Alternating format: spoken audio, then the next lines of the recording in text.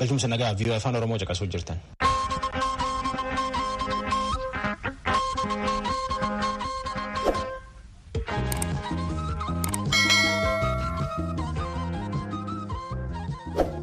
Viidiyoo afaan Oromoo wixataa Gijimaata galgal sa'aatii 2 akka sa'aatii 3 meetirbaandii 2225 fi 31 irratti fi viidiyoo 24 naayil sa'aatii irraa caqasuu jirtan yaayuu jalqabna. Qophii wixata adoolessa 27 bara 2020 yaayuu jalqabne waan argamnu oduun jalqabnaa tujubeen nutti.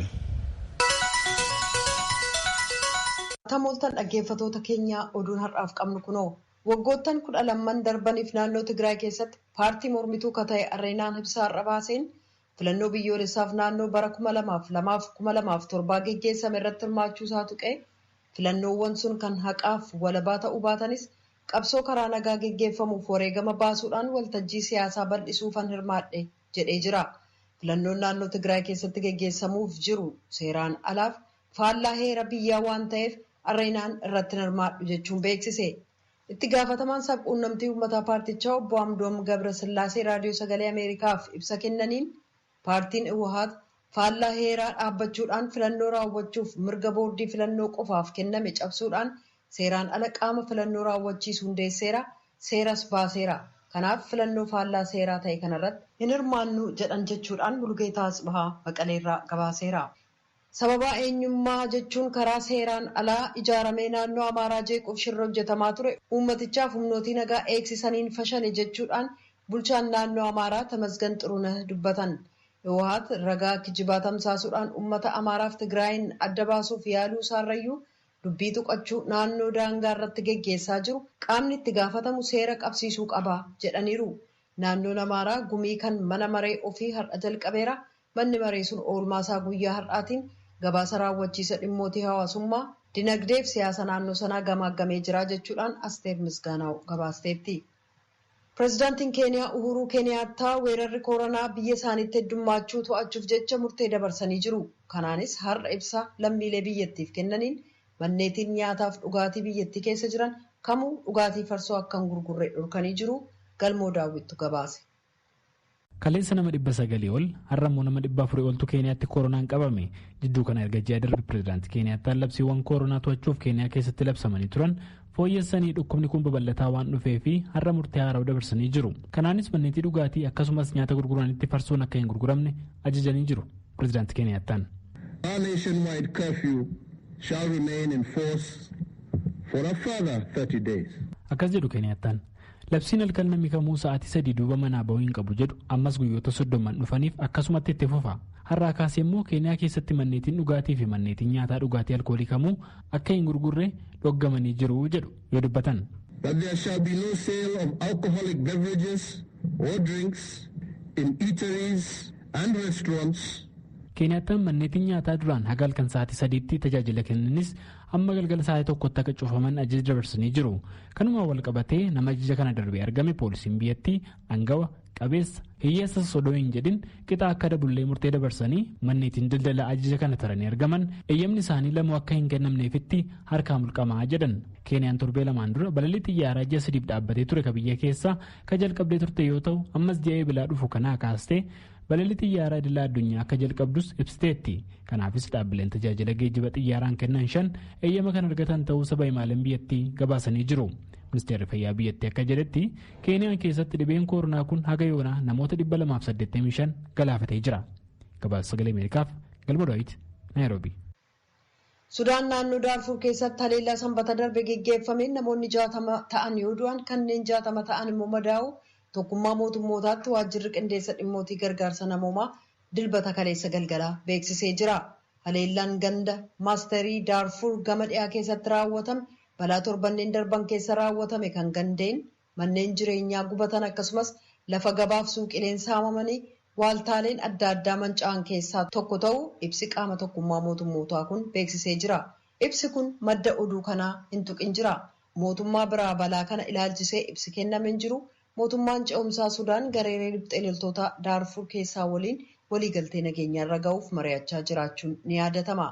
Kan dhaggeeffataa jirtan raadiyoo sagalee Ameerikaa sagantaa afaan Oromooti. Miseensa mana maree Yuunaayitid Isteetsi kan ta'an qabsaa'aan mirga namaa beekamtichi Joon Luwis kabajaa olaanaa lammii Yuunaayitid Isteetsiif kennamu kan argatan yoo ta'u, reeffi isaanii wixataa har'aaf borii biilsa mana mareetti argamuudhaan uummati kabajaa qabu kan ibsu ta'uun beekameera. Luwis umrii isaanii waggaa 80tti torban darbe kan du'aan boqotan yoo ta'u, kaansarii rajiijiitiin qabamanii yeroo dheeraaf dhukkubsataa turan. Saanduqi reeffa isaanii biilsa mana maree bakka isaan waggoota 33f uummata Joorjiyaa tajaajilanitti fidamee jira. Of eeggannoo COVID-19 wal qabatee reeffi isaanii biilsa mana maree gara olaanaarra kaa'amuudhaan uummati nagaatti dhaama. Kutaa Montgomery Alabaamaa keessatti dilbata kaleessaa uummati kabajaa isaaniif qaban ibsanii sirna yaadannoo geggeessanii jiru.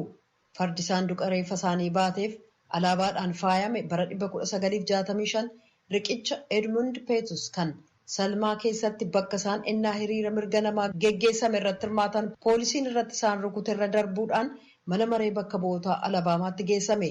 Guyyaan isaaniif michoonni isaanii qabsaa'ota mirga namaa itti reebaman sun Bloody Sunday dilbata dhiigitti dhangala'e jedhamuun beekama. Vaayirasiin koronaa addunyaarra faca'ee namoota 650,000 ta'uu ennaa galaafateef mootummoonnis faca'ina isaa ittisuuf yaalaa ennaa jiran kanatti Veetnaam erga namoonni hedduun COVID-19 qabamanii booda naannoo Danaang keessaa tuuristoota baastee jirti. Mootummaan Veetnaam ibsa baaseen akka jedhetti tuuristoonni irra hedduun kan naannoo sanaa 80,000 ta'an gamasii ba'aniiru. Biyyattiin ammayyuu tuuristoota biyyootii alaaf cufataadha.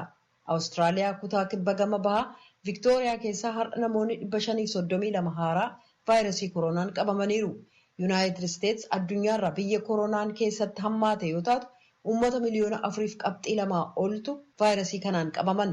Dilbata kaleessaa namoonni 55,000 ta'an haaraa vaayirasii kanaan yoo qabaman 500 ol du'u staatistiksii Yuunivarsiitii Joon Hoopkins irraa hubachuun danda'ameera. Oduun galgala kanaaf qabnu kanuma. VOA afaan Oromoo caqasuu jirtan.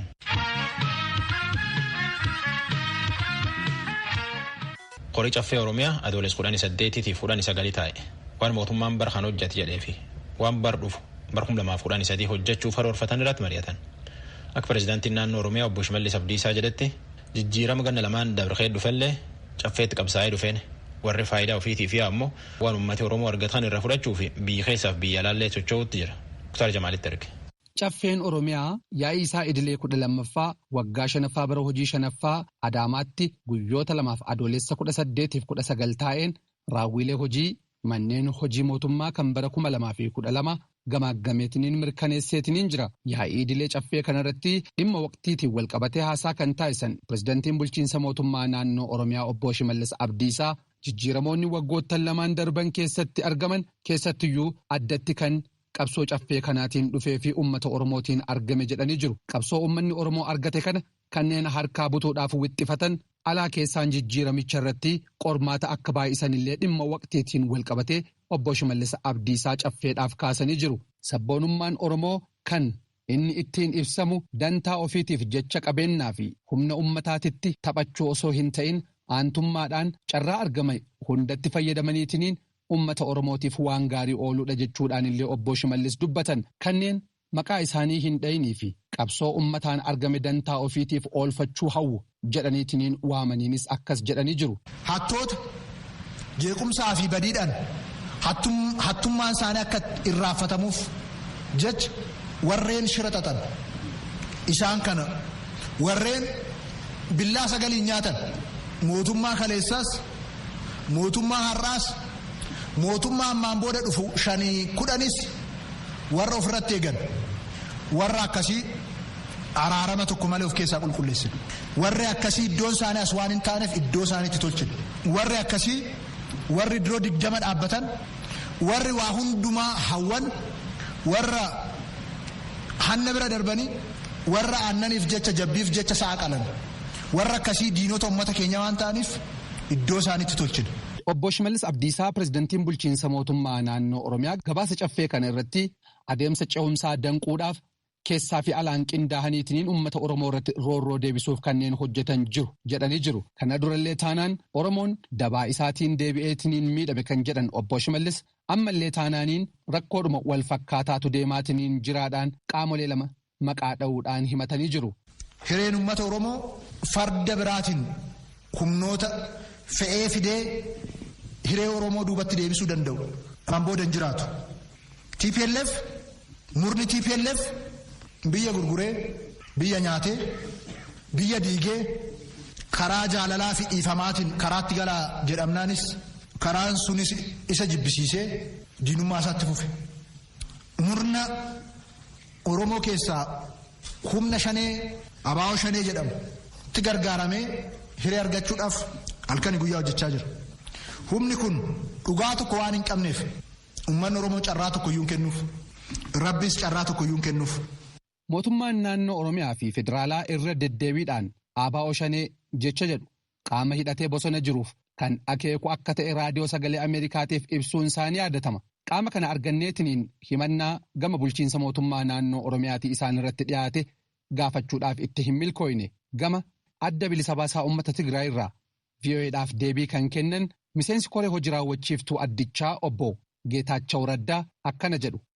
የኦሮሚያም ፈረስ ጋልበው የሚጠቀሙ ሰዎች ከነበሩ ካሁን በፊት የመጀመሪያው ተጠያቂ ፈረስ ሆኖ ያገለገሉ ፈርዴን ኦሮሚያ ያበተኒትኒን ከኔን ፈየደመን ከነ ዱረ ዮ ከን ጅራተን ታቴ ኢኒ ጀልቀባ ከን ኢtti gaafatamummaa qabu kan farda ta'eetiniin tajaajilaa turedha.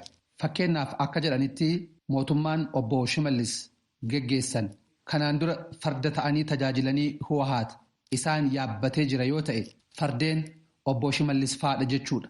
Kanaafuu kun dhimma isaaniiti.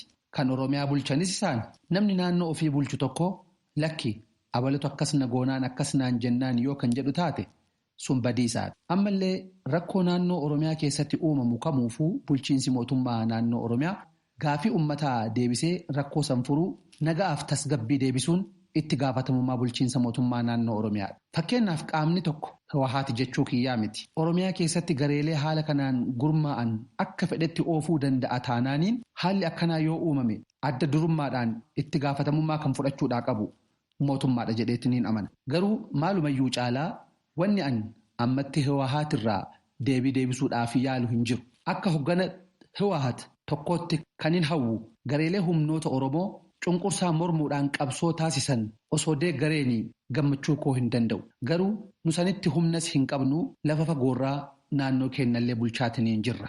Akka nu kana gochuu hin dandeenyes isaanuu ni beeku. TPLF kana godhe hin goone jedheetiniin falmiidhaan yeroo isaa gubuu hin barbaadu. Wanni garaana nyaatu gaafii dargaggoota Oromoo abalutu sitti kenneetiniin malee Gibsiin illee itti dabalanii TPLFitu sitti laate jechuun ati ofii gaafii hin qabdu jedhanii sadarkaa caffeetitti dhiheessuun dhaabbilee naannoo Oromiyaa keessatti socho'an hundayyuu manneen hidhaatitti guuranii rakkoo uumameef qaamni itti gaafatamu kan biraati jechuun ummatuma bulchan ummata Oromootiifuu tuffii akka qabantu natti mul'ata jedhan obbo Geetaachoo Raddaa. Gabaasa bulchiinsi mootummaa naannoo Oromiyaa caffee Oromiyaa irratti geggeesse hordofuu isaanii kan dubbatan dura ta'aan Madirekiif Koongiresii Federaalawaa Oromoo Profeesar Mararaa Guddinaa gama isaaniitiin seenaan siyaasa biyya kanaa wal danquu wal komachuu fi qoba walitti qabu jijjiiramuu qaba jechuudhaan waamicha dhiyeessan. Nuti siyaasa waggaa 50 laallase gala. Nugufti Hayilasillaasee sheemmannaa rakkoo keessa galee warra barattaa kanaa warra alaatu bitatee maal warra kooministii maal warra lakanaa warra arabaa kana bitatee irratti baasee isa jirudha. Ficha naasanaa hiikuun gara sanatti hiikuun hin deemne jechuudha. Dargiinis akkasuma mallasi waggaa 27 siyaasni sunis baay'ee nama miidha jechuudha. Rakkoo nuti keessa jiru hiikoo siyaasaa barbaachisa. Waggaa 28 isa ture sana wayyaaneen olaantummaan sochoosaa turte sana jijjiiranii gara fuulduraatti deemuudhaaf anaa fi maaster kiiran kun itti qulfii siyaasaa saaqtu taa'anii irratti mari'achuudha. Waliigaltee biyyaa kana gubbaa ga'uudha. Beeraawi magbaabaa jedhan karaa jechuudha. Isa bira darbuun waan bonus isaanii isaan rakkisuudhaatti fakkaataa jechuudha.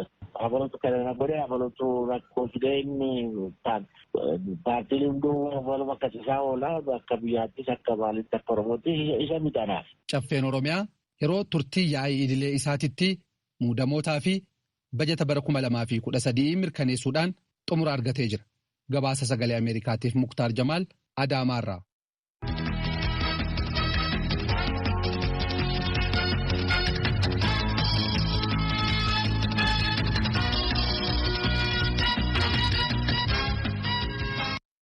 Akka oduu dhaga'uu jirutti hayyuu dura adda bilisummaa Oromoo obbo Daawud Ibsaa eegee humna nagaa eegutti mana ba'uu dhowwee namalleen walti daanduu dhowwee jedhani guyyaa 10 keessa jiranidhaan.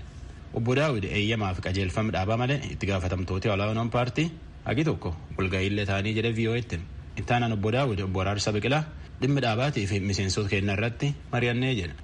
Himat obbo Daawud kanaa fi Koomishinii Poolisii Federaalaatii fi Finfinnee illee irraa deebiin argan. Dubbi himaan mootummaa naannoo Oromiyaa ammoo waan kan qubiin qabu jedheedhaan Tsahaay Daamtootu nu erge. Hayyuu dureen adda bilisummaa Oromoo obbo Daawud Ibsaa erga humnoota nageenyaa mootummaatiin mana jireenyaa isaaniitii bahuu dhorgamanii har'a bultii 10 ta'uu raadiyoo sagalee Ameerikaatiif himaniiru. Akka isaan ibsanitti humnoonni nageenyaa bakka mana jireenya isaaniitti ergaman kunneen nageenya keessan eeguuf jechuun naannoo sana akka qubatan ibsaniiru. Poolisii irraati eegumsa naannoo kanaa goonaa mana keessa osoo hin taane fuuldura jechuudha. Nageenya keetiif jedhanii ajaji kun eessinirraa dhufee maaliif kuni barbaachise homaa waan naa himamin jiru.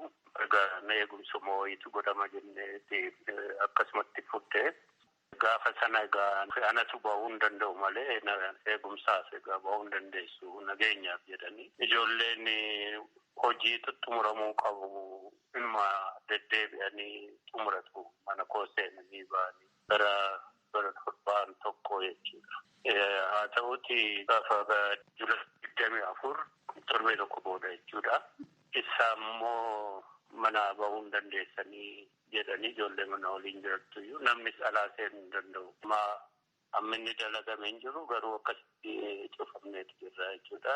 Faniinas egaa gaafa 24 sanarraatii jalqabee telefoonni koo na jalaa cuccufamanii telefoona hin qabu guutummaa.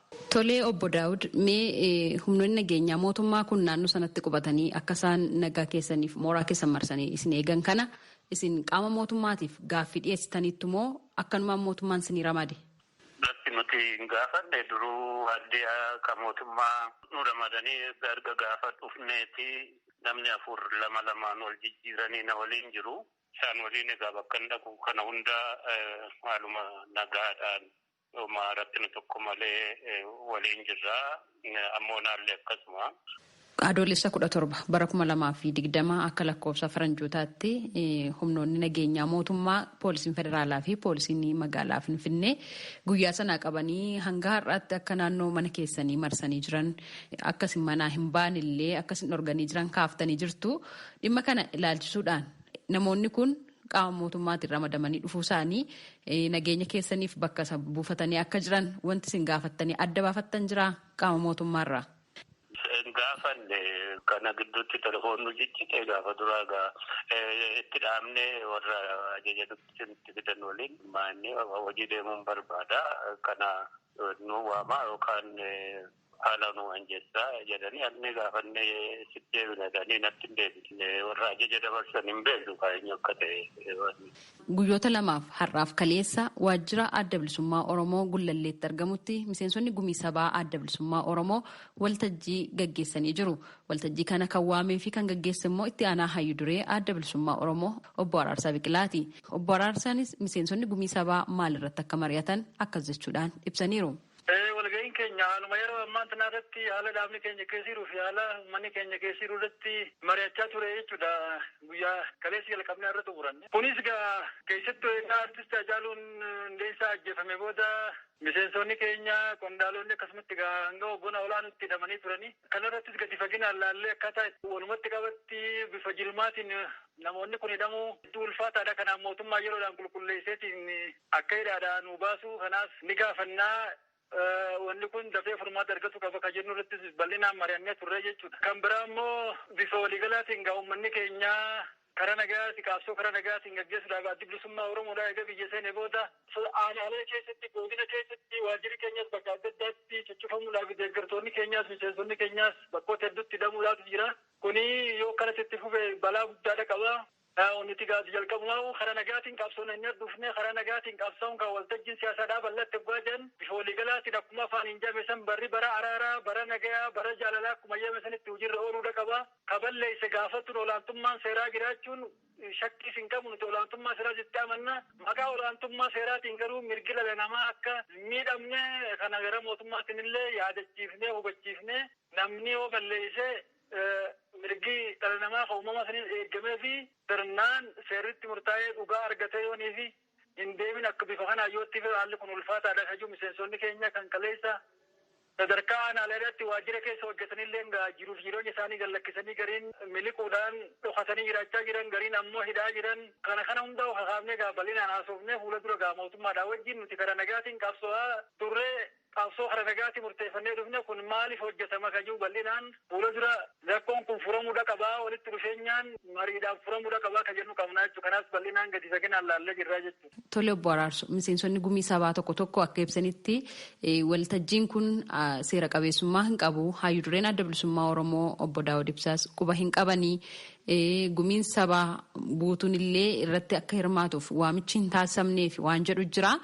Isin kana akkamiin laaltani? Waltajjiin kun seera qabeessummaansaa akkamiin ibsitu isin? Nuti walgahii dhaabbataadhaan nuti walgahii hatattamaati. Kan miseensonni gumii sabaatti walgahan hatattama jechuun yeroo rakkoon si mudate yeroo qondaalli kee hoogganni kee walakkaolaanu jedhame hayyuu dureen keenyaleen hojii guyyaadhaa socho'ee hojjechuu ammatti hin dandeenye kun hundinuu waan nama walgahii dhaabbataa sirnaan qabu san nama afachiisuu miti kun yeroo haalli akkasii mudatu qabsoo keenya keessatti baroota dheeraa hanga qabsaa'aas keenya kana keessatti dafee hoogganni murtii fudhatee dafee walgahee hammuma arganne walitti dhufanii haala jiru kana gamaggamanii gara furmaannitti argamu irratti mari'atanii waa furuudhaaf carraaquun yeroo hundaa'u qabsoo dandamachiisuun barbaachisaadha jechuudha. Hoogganni olaanu yeroo sirraa hidhamutti miseensonni gadi yeroo hidhaman kana kun hundinuu dhiibba qabsoo irratti qaba. Uummanni ibsa barbaada deeggartoonni keessa alaa ibsa barbaadan yeroo akkasiisan dhaabni hedduu ulfaataadha jechuu. Kanaaf rakkina akkasiisan keessaa bahuudhaaf gara tokkotti furmaanni akka argamu taasisuudhaaf ammoo marii barbaachisa. Marii kanaaf nus walgahii yaamuun barbaachisanii haala kanatti walgahiin malee waan addaatii miti jechuudha. Mee waltajjii isin kaleessaa fi har'a gaggeessitan kana hayyuu dureen adda bilisummaa Oromoo obbo Daawud Ibsaa quba qabu? Qabxiilee isin irratti mari'attan isaanii wajjin walii galtaniittu? Lakki jalqabaa hayyuu dureedhaa wajjin haasofnee walgahii barbaachisaa marii barbaachisaa rakkootu biraa rakkoo kana keessa namoonni illee gaafachaa jiranii walgahiin nu haa taasisu jennee nu godhamuu qaba jennee gaafachaa jiran kana maal goona jennee waliin haasofnee ni ta'a jennee walii gallee boodarra immoo konneekshiniin keenya addaan cituudhaan walitti hin deebiin malee jalqaba walqunnamnee anumaatu qaamaan bira dhaqee waliin haasofnee turre jechuudha. Obbo Araarsaa Biqilaa waltajjiin kun obbo Daawud Ibsaa hayyuu duree adda bilisummaa Oromootiin beekamtii qabaa isaanii waliin haasofneerraa jedhan. Obbo Daawud immoo dhimma waltajjii kanaa ilaalchisuudhaan deebittaan kennaniiru. Walgahii waamnu keessa hin jiru maaliif isteet ofiin margetti jira. Sana akkatti eeyyamsiifatanii keessatti eeyyamsiifatanii iyyuu sirni isaa iyyuu laban jiru. Kanaaf walgahiin kun akkatti ta'e xiqqoo sarpiraayis na godheera. Kuban qabnu ajandaa isaas kuban qabu. Egaa ergasiiti akkamitti ta'aa jira walgahiin kun maaliif qabatee deemaa jira. Namtiis waan hin qabneef fiicharii isaa badaa guddaan qabu. Egaa waltajjiin akkasii yeroo jiraatu keessumaa walgahiin kan miseensota gumii sabaa kun yeroo gaggeeffamu namoonni miseensota gumii sabaa ta'an godinaalee Oromiyaa bakka garaagaraa irra jiru waltajjii kana irratti hirmaachuudhaaf immoo gara Finfinnee ni dhufu. Baasiin isaaniif barbaachisu durgoo dabalatee baasiimti waltajjicha waliigalaan gaggeessuudhaaf barbaachisu eessarraa argame? Maddi faayinaansii keessan eessadha? Akka odeeffannoo qabnutti kutaan faayinaansii keessanii kan adda bilisummaa Oromoodha. Gaaffiin akka hin dhiyaanneef gama faayinaansiitiin maallaqni akkasiin barbaachisu gaaffiin akka hin dhiyaanneef akkasumas immoo mariidhumti akkasii jiraachuusaa akka quban qabne kaasu waan ta'eef madda galii keessanii liqaan argattan immoo kennaadhaan argattan immoo eessa argattani? Karaa faayinaansii waan laalu rakkinni akkasii waggaa dhalatu hoogganni qaamuma uummatuma keenya irraa duraanis gargaaramaa hin turre uummatuma Oromoodhaatiin qabsoon Oromoodhaatis as geesse kanaaf uummatuma keenya irraa fudhannee geejjibuma waan xixiqqaadhaa fi waan shaayii itti dhuganii fi waan lagan ittiin biteessan walgahii gabaabduudha waan taateef sanumarraa fudhannee walgahii san gaggeessine jechuudha. Waggaa haalli akkasii mudatu sanuma godhuudhaan eega waan san xumuranne booda warra faayinaansiidhaatiif galii fi bahii qindeessinee riippoortiin isaaniif taasifamaa jira. Tole obbo Araarsoo akka miidiyaalee hawaasaa irra naanna'aa jirutti obbo Araarsoo Biqilaa itti aanaan hayyuduree adda bilisummaa Oromoodha. Bakka obbo Daawud Ibsaa hayyuduree adda bilisummaa Oromoo bu'aniiru waan jedhu jira.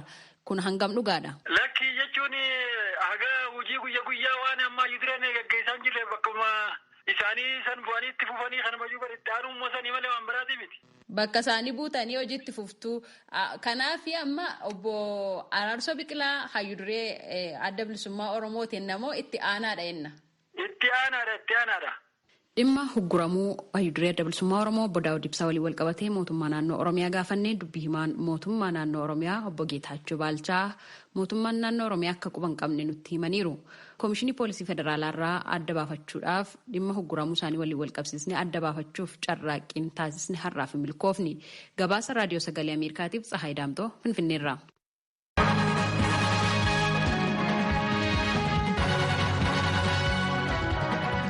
Vii'oo afaan Oromoo caqasuu jirtan. Itoophiyaan hojii ijaarsa laga Abbayyaatti jirti. Kam kaaniin ammoo Itoophiyaa keessatti nama hedduu hidhuu jiran. Tan irratti Naakoor Malkaa yaada namaa walitti qaqqabee nu erge. Ani Moonenuu Sundarraan jedhama. Kan hin jiraatu magaalaa Finfinnee keessa hojii qorannootiin hojjeta.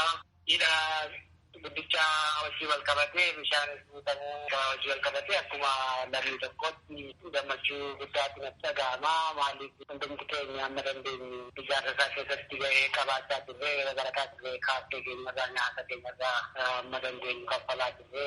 Wanti kun jabaatee dhufuu qabaa yeroo jedhame asitti gabaabbatee dafee xumuramuu qabaa. Amma yeroo maal badee qaamni balleessu eenyu ammam badee maaliif ta'ee kan jedhu erga qoratamee booda iftoominni uumamee isaa booda qaamni gaafatamuu qaba akka itti gaafatamuu qabu mootummaan garaa guutuudhaan hojjechuu qaba. Inni kun baay'ee murteessaadha. Akka hin ta'u taanaan garuu manni isaatti gudachaa deema gaaffii guddaa uumaa deema. Maqaan koo Meeroon Lammii jedhama. Jiraattuu magaalaa Finfinneedha. Hidhii Abbayyaa guutamuu isaarratti wanti na gammachiisu haala humna ibsaa rakkoo hawaasa keenya gidduu jiru furuusaatiiti. Haalli namatti tolle inni biraan immoo amma yeroo keessa jirrudha. Gadda keessas jirra ammallee. Namootni hedduun illee hidhamanii jiru. Wanti ta'uu qaba jedhu namoonni siyaasaaf hidhamanii jiran akka gadhiifamanidha. Jiraataa magaalaa Ambooti baay'ee gammadeera.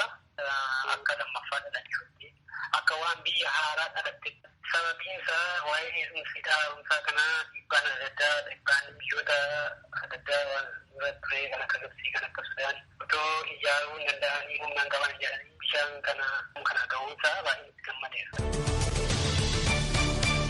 Maqaan koo Muluu Dhugumaati. Abbayyi giddibiin guutamuu isaatti baay'een gammadee jira. Haadholeen keenya akkasumas dukkana keessaa ifatti isaanii ba'uu isaaniittis baay'ee gammannee muka baasanii iddoo baay'eedha. Aarri turraanis immoo baay'ee isaanitti baasaa tureyyuu xumuramee sadarkaa kanatti ga'uun isaa baay'ee gammanneera. Ani maqaan koo Makkootiin Gulummaan jedhama. Kanan jiraatu aanaa Amboo keessatti bishaan kun guutame jedhamee waa'ee Abbaayii dhaga'u dhugaadhaan waan irra deebi'ee dhalatti natti fakkaata. Biyyi keenya otoo qabeenyaan dhabin beekumsa dhabuudhaan hiyyummaadhaan dikshiinarii keessatti illee maqaan ishee akka addunyaatti galmaa'ee beekamaa ture. Yeroo ammaa kana immoo nuti kana booda waan hundaanuu beekumsaanis haa ta'u teekinooloojiiwwan adda addaa biyya keenya keessatti uumaman keessatti Afrikaa keessaa biyya beekamtuu taanee jiraachuu dandeenya. Mootummaan Itoophiyaa karaa fuulduraattis wanti inni ilaaluu qabu sabaaf sablammii biyya kana keessa jirtu. Biyya tokkoon ilaalee walqixa akka guddan walqixa riisoorsii biyya kanaatti akka fayyadamnu gochuudhaaf wal nu jaalachiisuu qaba. Biyya tokkoon ilaaluu qaba. Namni hundumtuu immoo riisoorsii naannoo isaa ana qofatti fayyadama kan jedhu akka hin uumamne. Riisoorsiiwwan biyya keenya keessatti guutanii jiru. Riisoorsiiwwan kan akka boba'aa maal jiru kan akka dhagaa kasalaa kunuunsi illee hojjetamuudhaaf nagaan dirqama. Ani Waaqaanii Waaqayyaan jedhama. Godina Horroo Guduruu Wallaggaa Anaamuru gidduu kana afarfamaa kan jiru bishaan laga Abbayyaa guutamaa jira kan jedhudha. Garuu isaan dura qabeenya uummata Itoophiyaa yookiin uummata Oromoos haa ta'u uummata saba sablammii qarshii amma isaan beekamnetti irratti badaa ture. Saamichi guddaa irratti gaggeeffamaa ture. Haga saamichi sun bakki isaa baramee iddoon isaa beekamutti kubbaaniyaa tokkotti maqaa dhaamaa ture. Meetek kan jedhama. Isaan sun amma seeratti hin dhiyaannetti ani baay'ee waan na gammachiisu miti. Namni hammi isaan beekan uummanni hammi isaan beekamne immoo hidhaa dandaratamaa jira. Bakki isaallee kan hin baramne baay'eetu jira. Seeratti warra dhiyaatan seeratti dhiyeessu. Kanaaf utuu kun hin qulqullaa'inani waan yaada na gammachiisu yaada ilaalchiin qaba. Maqaan koo Seenessaa Ragamiin jedhama. kanatti nageenyi Itoophiyaa keessa yoo jiraatedha miti kan itti bishaan sanatti illee fayyadamuu dandeenya. Akkuma bishaan kana gaddabee hiisise sanatti diina Oromoo fi Oromiyaa roorroo nurraa gaddabuu qaban jedhamu mootummaan kun akka qotu waan jechuu barbaada. Godina Wallaggaa magaalaa Naqamteen jiraadha. Haalli hidhee abbayyaa baay'ee namatti tola. Karaa kamiin iyyuu misooma waan ta'eef waan gaarii nama gammachiisudha. Karaa nageenyaatiin haala nageenyaa amma ammaatti Oromiyaa